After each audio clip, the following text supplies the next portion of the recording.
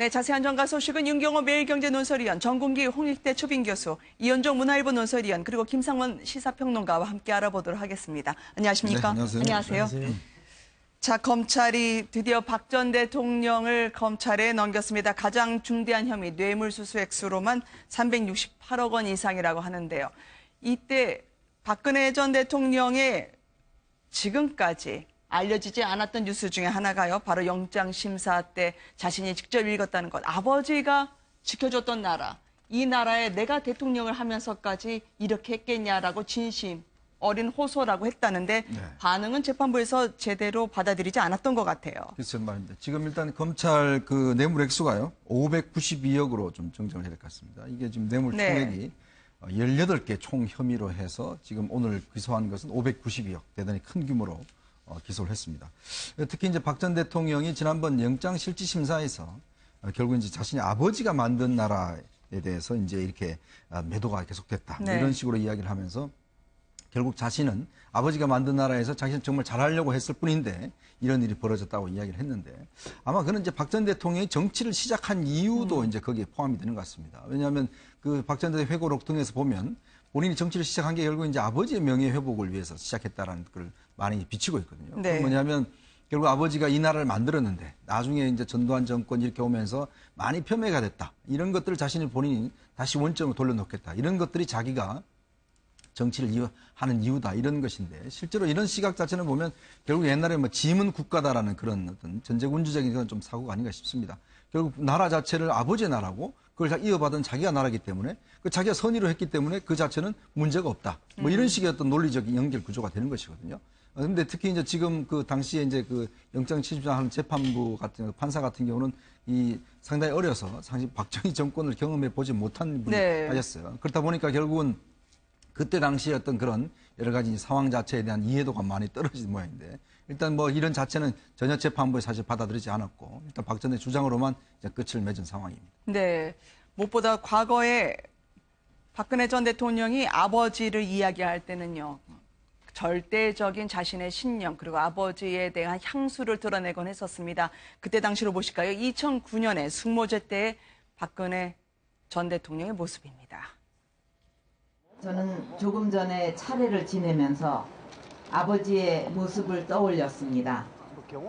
흙벽에 조그마한 초가집에 서려 있는 아버지의 채취를 느끼면서 아버지뿐만 아니라 92년 전에 우리나라의 모습도 그려봤습니다. 대도약의 꿈이 싹 텄던 이곳 생가에 올 때마다 저는 지도자와 국민이 어떤 마음으로 어떻게 노력을 하느냐에 따라서 나라가 얼마나 바뀔 수 있고 국민들의 삶이 얼마나 달라질 수 있는지를 새삼 느끼곤 합니다. 자신의 아버지의 추도식, 지금 50 시절에는 공개적으로 치를 수 없었다고 박 전 대통령이 전두환 전 대통령과의 악연을 이야기한 바가 있었습니다. 공교롭게도 4월 17일 전두환 노태우 전 대통령이 대법원 판결이 있던 날이자 또 기소가 된 날이기도 하네요. 네, 1997년이죠. 네. 4월 17일 날 당시에 오늘인데 그 국가내란죄라든가 또 그 여러 뇌물 받은 걸로 판결이 났고 또 박근혜 전 대통령은 오늘 500억대의 또 뇌물죄를 다 인정이 돼가지고 이제 기소가 되는 이런 그 정말 역사의 그 아이러니, 악연이 등장한 걸 보이는데 전두환 전 대통령하고의 관계는 그렇습니다. 전두환 전 대통령은 쿠데타로 정권을 잡으면서 삼공과는 차별을 하지 않을 수 없는 그런 그 정권이었습니다. 김재규라는 사람이 박정희 전 대통령을 그 살해를 했기 때문에 삼공은 이제 지나간 과거고 아무리 삼공에서 총망받던 전두환 전 대통령은 대위 때도 청와대 근무를 했고 중령 뭐 30 경비단장 할 때 그래서 뭐 가족하고 비슷합니다. 그 박정희 전 대통령의 가족하고 비슷한 관계였지만 502 쿠데타로 들은 이유로 차별화될 수밖에 없었는데 이것이 그 박근혜 전 대통령한테는 굉장히 섭섭했던 모양입니다. 취도식조차 못하게 했다. 뭐 이런 얘기를 하고 있는데 저는 객관적으로 봐서 취도식조차 못하게 한 것은 섭섭하지만 그렇게 탓할 일은 아니었다. 또 9억 5천만 원이라는 그 전 대통령의 그 사비를 전두환 전 대통령이 챙기지 않고 또 준 면에서는 또 어떻게 보면 조금 챙겨줬다고 할 수 있는 상황이거든요. 그렇다면은 이걸 어떻게 봐야 될까 하는데 어쨌든 저는 박근혜 전 대통령을 기소가 됐는데 아버지 얘기를 네. 했다고 하는데 박정희 전 대통령의 그 공과 과가 있지만 공중에서의 그 위대한 업적 있지 않습니까? 조국 근대화라든가 민족 중흥 그 아버지에 대해서는 정말 턱없이 못 미치는 아버지의 점수를 많이 깎아먹은 그런 딸이었다 이렇게 생각이 됩니다. 그런데 말이죠. 전두환 전 대통령 역시 회고록에서 박 전 대통령을 깎아내리기도 하지 않았었습니까? 근데 전두환 전 대통령에 대해서 박 전 대통령이 가지고 있던 생각, 오만했던 눈빛, 이런 자세한 구절들이 이제 다시 보니까 드러나더라고요. 예. 사실 뭐 박근혜 전 대통령은 전두환 전 대통령에게 그렇게 좋은 감정은 아니었던 것 같아요. 본인이 이를테면 11.6 이후에 18년 동안 은거 생활을 했던 것이 어찌됐든 처음에 50, 60 이어지는 과정에서는 전두환 전 대통령 그리고 노태우 전 대통령 이런 군사정권의 후예들에게 계속 탄압을 받았다 이런 뉘앙스로 계속 얘기를 하고 있거든요.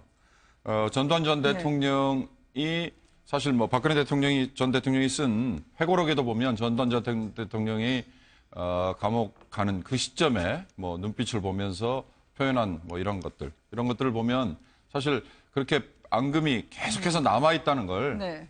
역력히 읽을 수가 있어요.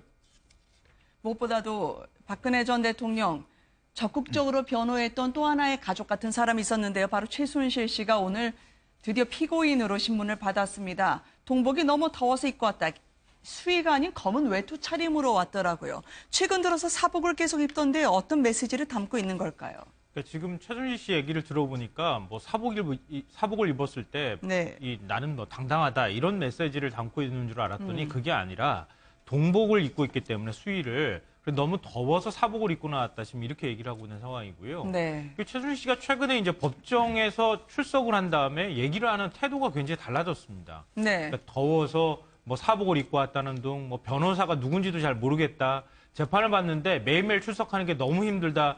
그러니까 온갖 투정 같은 얘기들을 계속하고 있거든요. 네. 이런 걸 들어보면서 국민들의 어떤 감정이나 이런 것들은 전혀 신경을 안 쓰는 거 아닐까 이런 생각도 들지만 그러니까 최순실 씨는 나름대로 전략이 좀 있는 것 같아요. 네. 제가 보니까 재판을 좀 지연시키려고 하는 의도를 갖고 있지 않을까.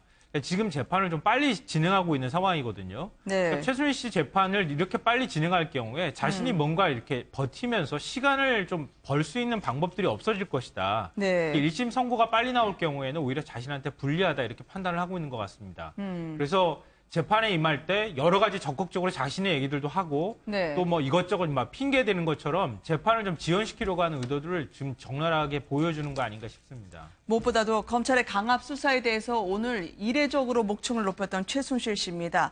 지난 1월 특검에 강제 구인 됐을 때 당시에도 최순실의 목소리를 기억하시는 분들이 많을 텐데 오늘 공판에서는 워낙 큰 소리를 질러서 많은 분들이 깜짝 놀랐다고 하던데요. 일단 그 당시부터 먼저 인도해 드리도록 하겠습니다.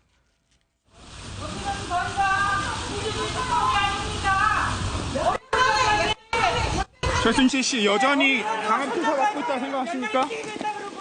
국가에서 죄를 지켜 살게 최순실 씨 여전히 강압 수사 특검이 받고 있다고 아닙니다. 그리고 박 대통령하고 모든 공동체 힘을 밝히라고 사대를 강요하고 있어요. 네? 이것은 너무 억울해요. 우리 애들까지 다 어리손자까지 그렇게 하는 거는. 상당히 준비를 많이 하고 난 것 같습니다. 강압 수사를 주장하면서요. 검사의 실명까지 본인이 이야기를 하면서 나에게 나쁜 엄마라고 했다라든지 아니면 국정농단에서 당신이 모든 걸 안고 가라 얘기했다고 오히려 변호인처럼 압박을 하던데. 네. 지금 이제 검찰 주변에서 나오는 이야기는 최순실 씨가 상당히 법률적 지식이 굉장히 늘었다는 거죠. 네. 그러니까 이게 왜냐하면 이제 사실 본인이 어떤 당해보니까 처음에는 이제 뭐 얼뜻결에 모르고 이제 했었는데 이제 계속 재판도 하고 또 검찰 수사도 보니까 상당히 법률적으로 이제 상당히 그 많은 지식들을 늘어서 네. 실제 어떤 재판 과정에서 무슨 변호사가 누락을 하니까 아 그거는 왜 이야기 안 하느냐 뭐 이런 식으로 이야기까지 했다는 거잖아요. 그런 걸로 보면 이제 최순실 씨가 굉장히 머리가 좋은 것 같아요. 네. 근데 지금 상황 자체를 보고 원래 이게 구초생활하고 교도생활 오래 하면 나중에는 보면 거의 변호사급 수준이 됩니다. 네. 그만큼 이제 자신과 관련된 문제를 보고 또 법전도 보고 하기 때문에 그러니까 지금 최순실 상태가 딱 그런 것 같습니다. 그렇기 때문에 이제 재판 자체를 보면 거의 본인이 주도해 나가는 것 같아요. 그러니까 아마 이제 검찰 단계에서 무슨 뭐 유도 신문을 했다 뭐 등등 이런 이야기를 하고 재판장한테 이거 시고합시다. 나 지금 약 먹어야 돼요. 뭐 화장실 가야 돼요. 네. 이런 식으로 이야기를 하는데 보통 피의자들은 저렇게 말을 못 합니다. 네. 그 어떤 재판정의 분위기나 압도하는 분위기 이런 것 때문에 그냥 딸려갈 수밖에 없는데 지금 보면은 거의 본인이 쥐락펴락하는 그런 상황이지 않습니까? 그러니까 그런 걸로 보면 이 최순실 씨의 원래의 모습이 이제 좀 나타나고 있다. 저는 그렇게 네. 보여지는 게 예전에도 보면 이제 국정농단 사태 때 보면 주변 사람들이 증언하는 거 보면 모든 것들을 최순실 씨가 다 쥐락펴락하고 대통령한테도 큰 소리 치고 말도 끊고 하는 그런 모습 보여줬다는 거 아니겠습니까? 그런 것들이 이제는 뭐 법정에서도 사실상 최순실 씨 같은 본연의 모습 이런 것이 나타나 있고 아마 앞으로 지금 여러 가지 그 법률적 공방을 벌이는데 본인이 여러 가지 어떤 상황들을 좀 제시를 한 것 같아요. 그래서 아마 법률 공방도 이제 변호사를 의지하지 않고 본인이 직접 그렇게 할 가능성도 저는 높아 보인다. 이렇게 예측하고 싶습니다. 지금 시각이 5시 8분을 넘기고 있습니다만 4시 때에도 화장실 갈 시간을 달라 오늘 벌써 2번씩 요구를 하면서요. 똑같은 질문 계속하지 말라 이러면 정신병에 걸리지 않겠냐. 너무 힘들다라는 말로 지금 재판의 흐름을 계속 끊고 있다고 하던데요. 최순실 씨가 말이죠. 뭐 오죽하면 재판부가 묻는 취지에 잘 듣고 대답을 하라 뭐 이렇게 얘기까지 했다고 하는데요. 네. 뭐 최순실 씨 입장에서는 말씀드렸던 것처럼 시간을 좀 끌어야 될 필요가 있다 이런 것도 있을 것 같고요. 또 하나는 이 검찰의 어떤 그동안에 자신이 진술했던 내용을 지금 적극적으로 반박하고 있는 입장이거든요. 네. 그러니까 반박하다가 좀 약간 좀 논리가 궁색해지면 화장실 가고 싶다, 뭐 약 먹었다, 뭐 이런 약 먹겠다 이런 얘기를 한다거나 이렇게 좀 시간을 끌면서 재판을 좀 중간중간 끊어가는 방식으로 자신의 논리를 좀 찾아내고 네. 자기가 새로운 논리를 생각할 어떤 시간적인 여유를 버는 거 아닌가 이런 생각이 좀 듭니다. 지금 자신의 한때 공범으로 일했던 장시호 씨, 김종 전 차관, 차은태, 고영태 이 모든 사람에 대해서 싸잡아서 본인이 오늘 공박을 하기 시작했습니다. 협조를 해도 너무한 것이다. 일단 자신의 조카에 대해서도 이렇게 목소리를 높였고요. 예, 최순실이든 하여튼 주변에 관련된 사람들 지금 이미 기소가 돼서 재판 과정에서 나오는 얘기가 사실 저는 이 중간 과정에서 보도됐던 것보다 더 놀라운 게 참 많다. 그러나 지금 다른 뉴스에 묻히거나 아니면 사실 언론에서 그쪽에 제대로 관심을 못 가져서 지금 국민들에게 전달이 덜 된 부분이 좀 있는 것 같아요. 네. 예를 들어서 지금 최순실이 장시호, 김종, 심지어 차은택 이렇게 비난을 하는 이유는 그들이 지금 거의 다 검찰의 수사에 적극적으로 협조를 했고 본인에게 지금 불리한 진술이 많이 그쪽으로부터 나왔다는 거에 대한 네. 섭섭함의 표시 아니겠습니까? 하여튼 제가 보기에는 지금 최순실이 재판을 받는 태도, 신변 잡기 이런 얘기도 중요하지만 지금까지 별로 알려지지 않았던 얘기들이 이 재판 과정에서 나오는 걸 보면서 오히려 더 놀라기도 하는데요. 이미 사실 지나갔습니다만 오늘이 굉장히 저는 중요한 날이다. 네. 박근혜 대통령이 사실상 기소가 됐는데 이 기소 항목이 검찰이 건 항목이 어떤 건지를 사실 주시해야 되거든요. 박근혜 대통령이 지금 국회에서 탄핵 의결이 되고 헌재로부터 탄핵 결정 받고 또 청와대에서 퇴거를 하고 이미 사죄에 들어가고 그 과정에서 언론과 국민이 모든 관심을 기울였지만 사실 네. 오늘 현직 대통령이 탄핵이 돼서 기소까지 되는 이 과정에 기소가 왜 됐는지를 조목조목 좀 짚어봐야 되는데 사실 네. 이런 얘기들이 묻힌 게 좀 안타깝습니다만 네. 그래도 국민들의 예의주시할 겁니다. 네. 최순실 씨는 그런 의도를 갖고 있는 것 같아요. 그러니까 박 전 대통령이 일종의 가장 두터운 방패막이 역할을 할 수 있을 거라고 생각을 했는데 박 전 대통령이 결국 구속 기소까지 되는 상황이 됐지 않습니까? 근데 네. 이제는 최순실 씨 보호해줄 사람이 아무도 없는 거예요. 그러니까 나를 보호해줄 사람은 오직 나밖에 없다. 내가 적극적으로 이런 부분에 대해서 이 재판에 임할 때 적극적인 태도를 보이지 않으면 어느 누구도 자기를 도와줄 수 없다. 이렇게 지금 생각하고 있는 것 같습니다. 네. 그러니까 일종의 절박감 같은 거를 지금 갖고 있는 것 같고요. 그렇기 때문에 과거 이제 특검이나 아니면 검찰 조사 받을 때 자신의 진술도 다 그건 잘못된 거다 이렇게 뒤집는다거나 아니면 자기에게 불리한 지술을 하는 그 증인들의 얘기조차도 자기는 다 이제는 상관없는 얘기다. 이렇게 다시 전면 부인하는 태도를 보이고 다시 처음부터 쌓아나가겠다. 자기한테 유리한 방법대로 재판을 끌고 나가겠다고 하는 의도를 지금 보이고 싶기 때문에 이렇게 적극적인 태도로 돌아선 거 아닌가 이런 생각이 듭니다. 박 전 대통령과 자신을 엮지 마라. 그리고 박 전 대통령에게 확인한 부분이냐라고 되묻더라고요. 예. 그 최순실이라는 사람이 참 독특합니다. 네. 그 고영태에 관한 진술이나 또는 박근혜 전 대통령에 대한 진술에 대해서 구체적으로 검찰에 뭘 물어보면 그 A에 대해서 정확히 얘기를 하면 A에 대한 답변을 해야 될 텐데 B나 C로 빠져나갑니다. 이게 그 연극에서 부조리 그 연극에서의 화법인데 네. 오늘도 그 뭐 플레이그라운드에 대해서 박근혜 전 대통령 얘기 나눈 적 있냐 그랬더니 이 얘기는 하질 않고 박근혜 전 대통령에 대해서는 굉장히 미안한 일을 내가 많이 했다라는 식으로 얼버무리면서 넘어가는 이런 그 아주 그 화법을 쓰고 있거든요. 네. 또 고영태에 대해서도 뭐 어떤 얘기에 대해서 확인을 해달라고 그러면은 그 친구 말을 신뢰를 못하기 때문에 뭐 나는 얘기할 수 없다 이런 식으로 네. 해서 정말 그 모르쇠 또는 얼버무리기 또는 때로는 그 적반하장식의 이런 스타일로서 정말 그 이분이 그 아버지의 여러 가지 화법도 많이 넘겨받은 일종의 그 나쁜 쪽으로 생각하면은 매우 잘못된 그 머리를 많이 굴리고 있다 이렇게 생각이 됩니다. 고영태의 측근들이 실세였다. 나는 허세였다라는 말에서는 국민들이 입을 다물지 못할 것 같아요. 그렇죠. 지금 고영태가 이제 구속돼 있는 마당이기 때문에 이제 본인이 네. 어떤 고영태한테 모든 책임을 떠넘길 텐데 최순실의 최근에 저런 어떤 진술 태도를 보면 제가 볼 때는 아마 박근혜 전 대통령하고 좀 연결이 있는 것 같아요. 그게 왜냐하면 박 전 대통령이 지금 변호인들을 거의 다 해임을 하고 지금 유영하 변호사와 최명성 변호사 2명만 지금 도 있지 않습니까? 근데 네. 오늘 기소된 것만 하더라도 18개 혐의입니다. 이 수사 자료만 해도 엄청나거든요, 사실은. 그럼 박 전 대통령 입장에 보면 뭐 변호사 한 10명 정도가 달라붙어도 모자랄 정도로 상당히 이제 하는데 문제는 2명 가지고 지금 대응을 하고 있어요. 그 네. 의미는 뭐냐면 박 전 대통령이 어떤 이것 사안에 대해서 더 이상 법률적 대응 자체를 제가 볼 때는 아마 거의 포기하다시피 한 게 아닌가 싶어요. 그러니까 그렇다면 지금 최순실과 박 전 대통령 공범 관계입니다. 그러니까 박 전 대통령이 뭔가 좀 막아주고 법률적 공방을 막아줘야지만이 본인도 사실은 혐의에서 풀려날 수가 있어요. 네. 근데 박 전 대통령이 이제 본인 같은 경우는 내가 아무리 혐의를 많이 받아도 어떤 형을 많이 받아도 결국 정치로 사면 될 것이다. 아마 그런 생각을 하는 것 같거든요. 근데 최순실 씨는 사면 대상이 안 될 겁니다. 그렇게 되면. 그러면 모든 문제를 보면 최순실 본인들이 다 떠안아야 돼요.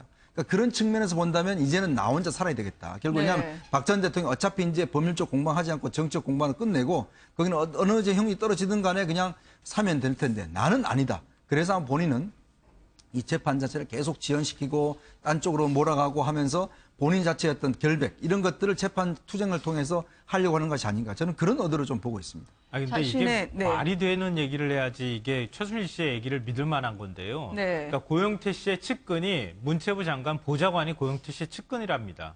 그러니까 그 사람들이 실세고 나는 허세에 불과했다. 이렇게 얘기하는 걸 그건 누가 믿겠습니까? 장관 보좌관이 최순실 씨가 그 장관하고 얘기를 서로 간에 하면서 김종전 차관하고 하고 청와대하고 왔다 갔다 했다는 게 다 증거로 나와 있는 상황인데 오히려 장관 보좌관이 실세다, 고영태가 실세다 이렇게 주장하는 것도 말이 안 되고요.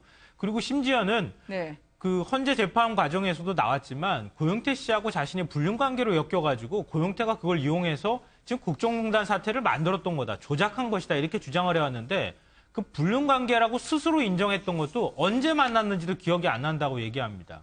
이런 논리적으로 말이 안 되는 얘기를 하고 있기 때문에 뭐 재판부 자체는 뭐 이런 최순실 씨의 얘기를 받아들일 것 같지 않아 보이는데요.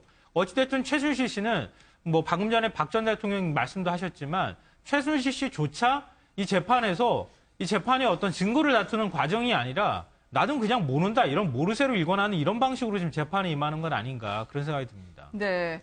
무엇보다 문고리 3인방에 대해서 진술을 하는 걸 보면은요. 결국 자신이 국정농단에서 뒤에서 지휘했던 것처럼 녹취록에 나왔던 사실도 부인을 하면서 언제 만났는지도 모르고 전화한 것도 기억이 없다. 과거에 마치 외유 나가는 것처럼 나가 비춰지면 안 된다라고 하면서 수석회의든 국무회의든 만들라고 했던 그 최순실의 목소리를 국민들이 들으신 적이 있지 않습니까? 그러니까 참 선택적 기억을 하는 것 같습니다. 그러니까 뭘 네네. 하고 싶어서 하는 것 같은 그런 느낌인데 지금 보면 모든 사람들 증언도 보면 결국 이 3인방을 직접적으로 지휘도 하고 돈도 주고 한 1년에 뭐 수천만 원씩 줬다는 기록도 나왔지 않습니까? 네. 그럼 결국 보면 1998년도 이미 달성 선거구부터 이미 이 3인방은 최순실과 함께 또 정윤회와 함께 같이 일을 했었고 실제로 매주 일요일마다 청와대 관저에서 이 3명을 불러놓고 최순실이 직접 회의를 했다는 것이 그 청와대 관저에 있었던 요리사들의 다 증언으로 나와 있거든요. 그리고 그 지시를 받고 이제 지시를 수행을 하고 정호성도 같은 경우는 뭐 모든 핸드폰 기록 이런 것들이 보면 수시로 밤낮 없이 최순실한테 보고를 하고 서류를 네. 갖다 주고 이번에도 보면 그 서류 어떤 혐의 자체도 보면 54건에 되는 서류 자체를 줬다는 게 박근혜 전 대통령 혐의에도 있습니다. 그러니까 이런 물적 사실들이 다 나와 있음에도 불구하고 이 사람들에 대해서 잘 모른다. 또 하대했다는 것도 이미 이 녹취록으로 다 있는 사실이거든요. 네. 그런 면에서 보면 아마 재판 판사 입장에서 본다면 최순실 씨의 주장 자체가 얼마나 좀 터무니없는지 이런 것들을 좀 이야기하고 있지 않을까. 만약에 이게 증거로 채택이 된다면 이 최순실한테는 굉장히 불리한 증거일 수밖에 없어요. 왜냐? 네. 본인은 아니라고 그러지만 증거로 나와 있는 걸 어떻게 부인하겠습니까? 최순실 씨에게 영치품으로 신약 정서 그리고 목마르거든 성경이나 아니면은 종교 서적이 많이 들어갔는데 이거 읽을까요?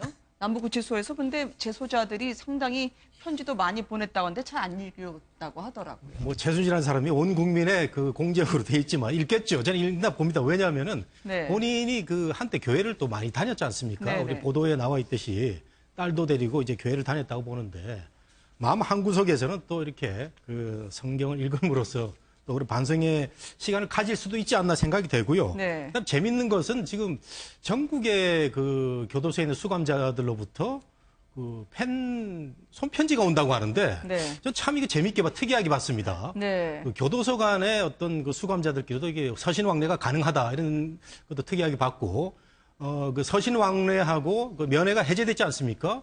그 이후로 전국의 교도소의 수감자들로부터 뭐 일종의 팬레터입니까? 그 고영태 씨하고는 어떤 관계냐라는 약간의 네. 그 흥미로운 걸 물어보는 여러 가지 그 편지가 또 온다고 하는데 본인이 그 내용이 너무 그 별게 없으니까 최근에는 안 읽는다는 그런 얘기도 뭐 전해지고 있습니다. 어쨌든 간에 수감 생활에서 여러 가지 흥미를 많이 일으키는 그런 또 분이네요. 네. 국정농단에 자신의 실력자라는 걸 본인이 참여할 수 없게 수용 생활도 좀 이루어지지 않고 있나 해요. 김종 전 차관 같은 경우에는 사정당국 관계자에 따르면 구치소를 누비고 다니는 말이 적합할 정도라고 하면서 상당한 적응력을 보여주고 있다고 전언을 보내더라고요. 일찍부터 사실은 뭐 구치소 들어가자마자 얘기 나왔던 건데요. 이재용 네. 그 삼성전자 부회장한테 이렇게 얘기했다고 하죠. 500ml 페트병에다가 물 담아가지고 근육을 운동을 해 들었다 놨다 하면서 근육을 키워라. 이렇게까지 조언을 할 정도로 구치소 생활에 아주 잘 적응하고 네. 있다. 이런 얘기가 들리는데요. 이제 구치소 생활하는 태도를 보면은 정말 상반된 것 같아요. 조윤선 전 문체부 장관 같은 경우에는 굉장히 좀 적응을 못하고 있다고 하는데 그게 이제 구치소에 들어간 서적으로도 증명이 됩니다. 네. 그러니까 몬테크리스토 백작 이걸 또 갖고 들어갔다고 하고요.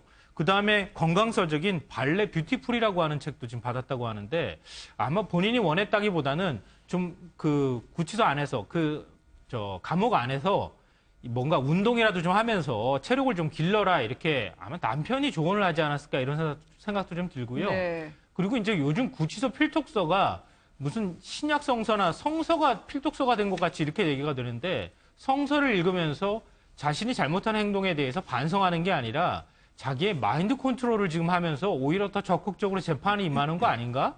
뭐 이런 생각이 들어서 적절한 서적 선택은 또 아닌 것 같다 이런 생각도 듭니다. 네.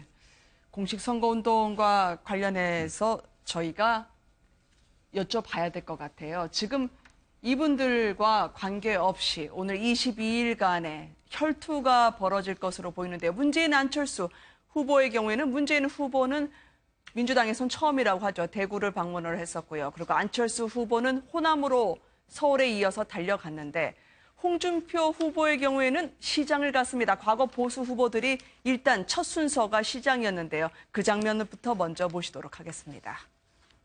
나오세요 거기.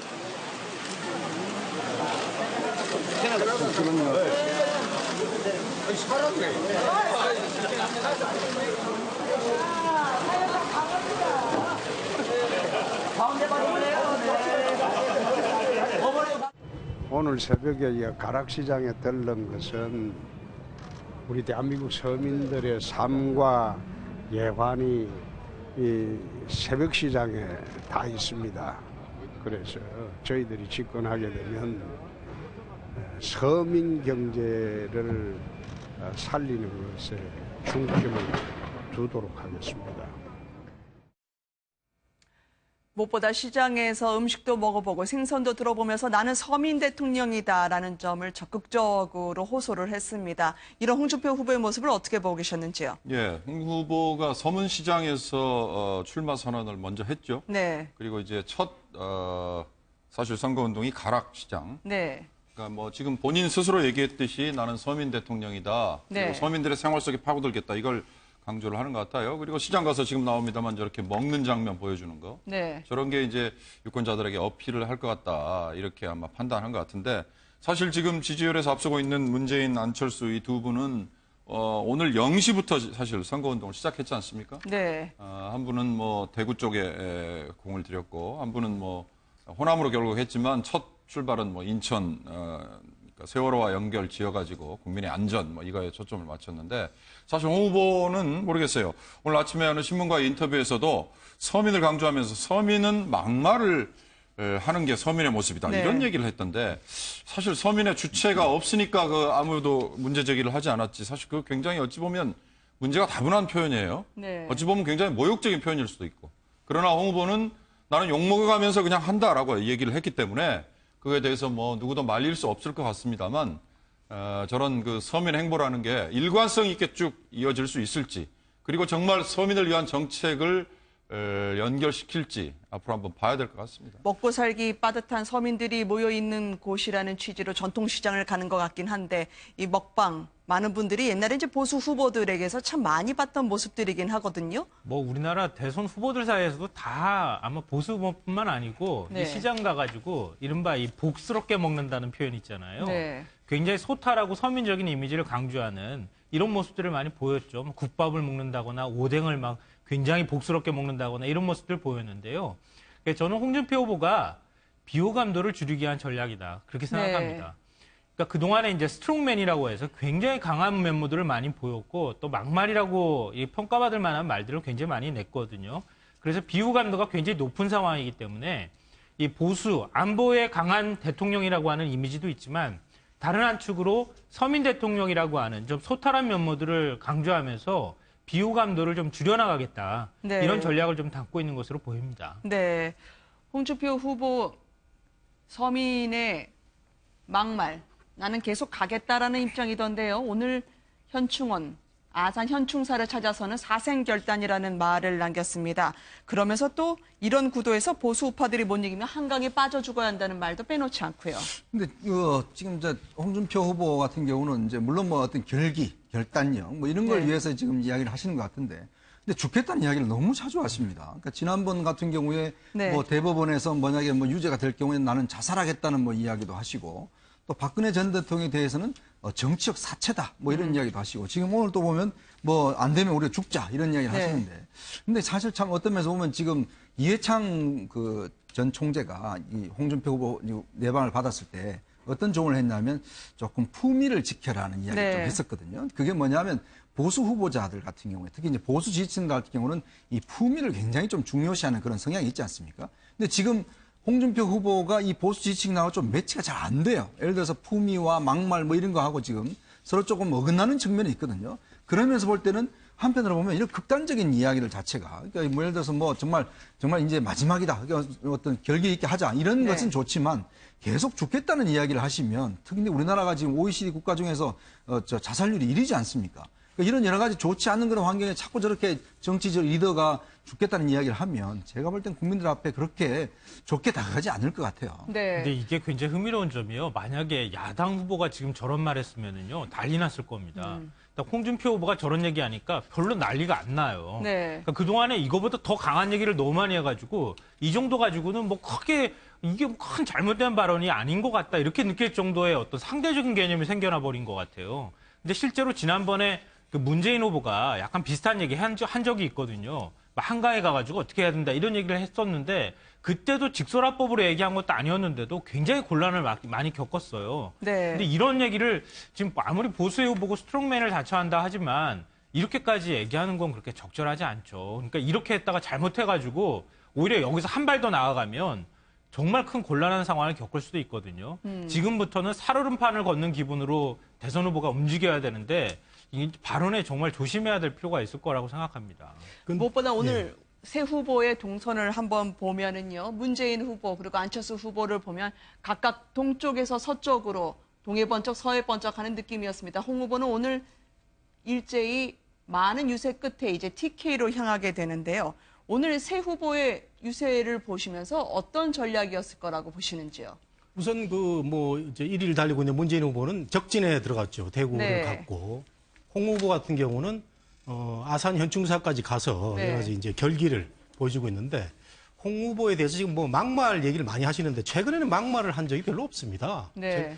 워낙 소탈하고 직설적인 어법이고 약간은 그 비어가 섞인 그런 말이 있긴 있지만 최근에는 막말 한 적이 없는데 계속 이런 비판을 많이 받고 있습니다. 결국은 네. 본인의 저는 뭐 화술 어법의 영향이 아닌가 생각이 되는데 본인 스타일이 굉장히 소탈한 걸 좋아합니다. 뭐 저도 네. 뭐 옛날에 취재를 많이 해보면 항상 넥타이가 조금씩 풀어져 있어요. 그래서 홍준표 대표는 왜 넥타이를 항상 그렇게 메고 다닐까 그랬는데 이번에 저희가 나왔습니다. 그러더니 이번에 바로 맸거든요. 네. 그리고 말이라는 것은 한꺼번에 고치지는 않는데 본인이 오늘 어느 일간지 인터뷰에서도 내가 말이 하루아침 고치지 않는다 이런 얘기를 했습니다. 결국 뭐냐면은 여러 가지 신경을 쓰고 있는데 오늘 하는 얘기는 네. 절박감의 편입니다. 우리 안 되면은 지금 10%도 돌파 못하는 이런 보수의 현실에서 보면은 이거 정말 빠져 죽을 수밖에 없는 그런 절박감의 현실로 봐야 되고요.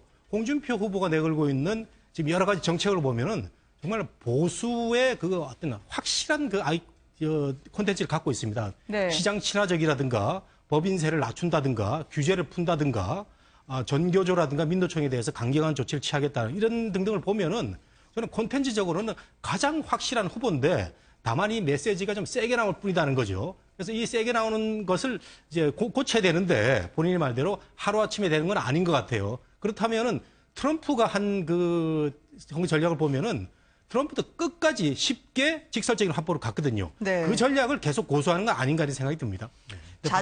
자정 유세 혹은 우산도 한번 벗어보시는 게 어떨까요? 라고 하니까 유세가 쇼냐라고 하면서 했다는데 그 말도 진심일까요? 그러니까 옛날에 오바마 대통령이 참모나 이런 사람들한테 네. 우산을 이렇게 씌워주면서 본인의 이제 비 맞는 장면 때문에 굉장히 많은 사람들이 감동받았다 이렇게 그렇죠. 얘기를 했는데요. 뭐 아마 그런 생각이 들어가지고 뭐 굳이 그렇게까지 할 필요가 있겠느냐 이런 얘기를 굉장히 솔직하게 얘기를 한 것 같긴 합니다. 근데 이것도 사실은 또 반대로 보면은 지금 이제 뭘 죽는 신임이라도 하라 그러면은 그렇게 해야 되는 대선 후보로서의 절박감이잖아요. 네. 이럴 때 조금 이렇게 우산 좀 벗고 비 좀 이렇게 맞는 모습 보여줬으면은 조금만 더 결기가 더 드러나지 않았을까 하는 좀 아쉬움도 들기도 하고요. 네. 이 방금 전에 이제 동선 말씀하셨는데 굉장히 동선이 재밌습니다. 후보들이. 네. 뭐냐면 홍준표 후보의 경우에는 서울 수도권에 있는 데 있다가 그다음에 대구로 바로 내려갔잖아요. TK로 갔죠. 예. 네. 그러니까 TK 민심 잡기가 굉장히 중요하다고 판단을 한 것으로 보이는데 일단 수도권에서 시작을 했고요. 안철수 후보의 경우에도 수도권에서 시작을 해서 호남으로 내려갔습니다. 네. 그리고 문재인 후보는 역으로 이제 대구에서 충청으로 갔다가 수도권으로 올라왔습니다. 다 동선이 겹치는 게 수도권 서울이에요. 이번 선거에 있어서 수도권하고 서울 표심이 굉장히 중요하다는 것을 이 후보들이 잘 알고 있기 때문에 이런 행보를 잡은 거 아닌가 싶어요. 네. 왜냐하면 지역구도가 거의 사상 처음으로 완전히 깨지는 그런 선거가 첫 선거가 될 수도 있거든요. 네. 결국은 다 이제 지역 내에서는 서로 후보들이 이제 일정하게 지분들을 나눠갔듯이 지지율을 이제 나눠가는 형국인데 수도권을 누가 가져가느냐, 서울 표심을 누가 가져가느냐가 이번에 대선을 결정지을 수 있다 이렇게 보고 있는 것 같습니다. 문재인 후보는 이 약세인 대구에서 판을 흔들고 안철수 후보는 호남, 워낙 전국적으로는 600만에 달하니까 이 판을 뒤집어야 된다는 절박감. 그런데 이 후보는 복면으로 자신의 결기를 표현을 했습니다. 함께 보시겠습니다. 보시면 알만한 분들입니다. 저는 복면 토론을 제안합니다. 제가 복면을 한번 써보겠습니다.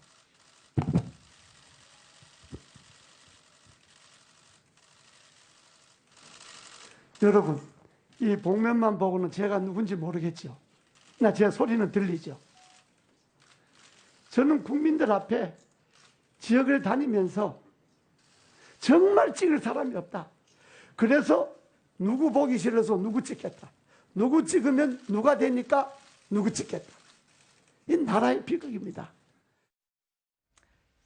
한번 화끈하게 하라 해서 나오신 분이었는데요. 이재호 후보, 저 복면이 어느 정도 효과가 있었을 것으로 보이십니까? 짠하고 좀 절절한 마음이 좀 먼저 듭니다. 네. 사실 이재호 전 의원 같은 경우는 이제 MB 시절에 어떤 면에서 보면 MB의 최측근의 실세라고 했었는데 네. 아마 본인이 이제 늘푸른 정당을 만들어 나가서 지금 대선 후보까지 나오시는데 워낙 언론의 조명을 못 받다 보니까 네. 이제 저런 방법을 통해서라도 아마 본인이 직접 나왔다는 사실을 좀 알리기 위한 좀 네. 그런 것들은 좀 성공한 것 같아요. 근데 뭐 한편으로 보면 그렇습니다. 일단 후보자들의 어떤 정책을 정말 제대로 봐야 된다. 그런 네. 취지에서 이제 복면을 쓰시고 하셨는데 뭐 그렇습니다. 우리가 후보 유권자들이 뽑을 때는 저는 정책뿐만 아니라 후보자들의 얼굴도 보고 또 그 사람의 자질도 보고 네. 여러 가지 면에서 뽑는 게 아니겠습니까? 그러면서 본다면 오늘 이재호 의원의 저런 퍼포먼스는 일단은 성공한 것 같습니다. 네. 그런데 네.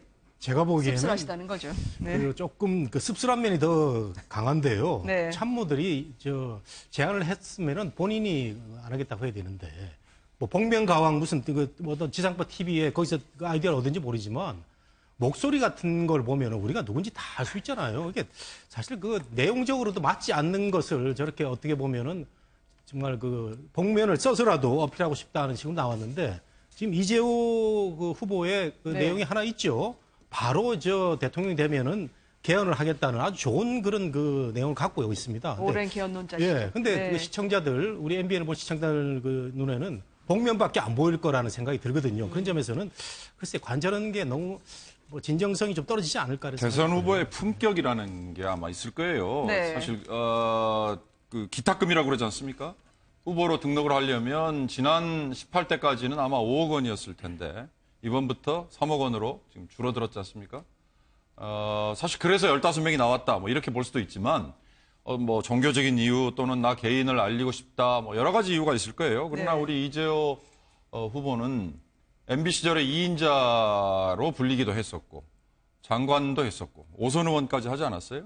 그렇다면 대통령으로서 본인이 출마를 하겠다고 나선 이상은 대선 후보의 품격이 어떤 게 필요하다는 얘기는 아마 분명히 알 겁니다. 제가 우리 정 교수님 말씀에 딱 한마디만 드리자면 네. 홍준표 후보가 당대표 시절 또는 뭐 경남도지사 뭐 그럴 때야 상관없다고 봅니다. 그러나 지금은 이미 이제 대선 후보로 공당의 대선 후보로 된 이상은 죽자 죽겠다 죽어야 한다 이런 얘기는 막말을 넘어서는 것 같아요. 네. 그런 점에서는 좀 자제를 분명히 해야 되는 그런 그게 바로 보수의 자세고 보수의 품격이죠. 아무래도 이제 이강 후보에만 집중을 네. 하다 보니까요. 나머지 후보들 입장에서는 절박감이 반영되지 않을 수 없을 것 네. 같아요. 포스터 같은 경우에도 보면 조원진 후보는 난데없이 곰돌이가 등장을 했는데 저게 새누리당의 새로운 캐릭터가 된 건가요? 그거는 아닌 것 같고요. 아마 네. 조원진 의원하고 거의 비슷하잖아요. 곰돌이 캐릭터 그 모양이. 네. 아마 조원진 의원을 좀 더 잘 알리기 위한 방법이 뭘까 여러 가지로 좀 궁리를 했던 것 같고요. 가슴에 또 이렇게 태극 문양이 있잖아요. 네. 이것도 뭐 태극기 집회를 상징하는 거 아니냐 뭐 여러 가지 이제 해석이 분분하긴 하던데요. 그러니까 어찌됐든 이 소수 정당의 후보들의 경우에는 어떤 방식으로든 좀 튀어야 산다. 이게 좀 있는 것 같아요. 네. 그러니까 이재호 전 의원의 경우에도 이재호 후보의 경우에도 사실은 굳이 저렇게 안 해도 되는 분이거든요. 그러니까 정치적 경륜이나 이런 걸로 봤을 때는 저렇게 복면을 쓰고 나오지 않아도 되는데 워낙 소수 정당 후보에 대해서 관심이 좀 적기 때문에 그걸 좀 어떻게 하면 튀어서 잠깐이라도 홍보를 좀 해볼까 하는 절박감이 좀 있는 것 같은데요. 물론 이제 언론의 입장에서는 지면도 제한돼 있고 방송 시간도 제한돼 있으니까 좀 지지율이 높은 후보를 좀 더 조명을 할 수밖에 없는 상황이긴 한데 네. 좀 소수 정당 후보에 대해서도 조금 더 관심을 가져줬으면 하는 그런 생각을 저도 좀 하게 됩니다.